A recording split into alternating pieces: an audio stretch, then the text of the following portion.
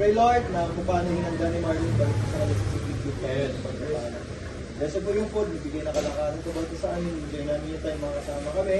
Salamat Lord, nagsama-sama ulit yung mga dating mga kasama namin sa prison ministry Panginoon. Sana Lord, hindi ito yung umpisa at hindi ito ang muli.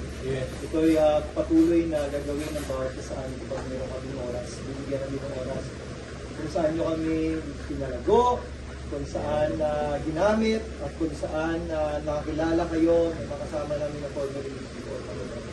Dear Lord, nagamitin yung mga time nila na may patuloy na ibahagi yung salita sa Manila City. Thank you Lord. Maraming salamat. In Jesus' name. Amen.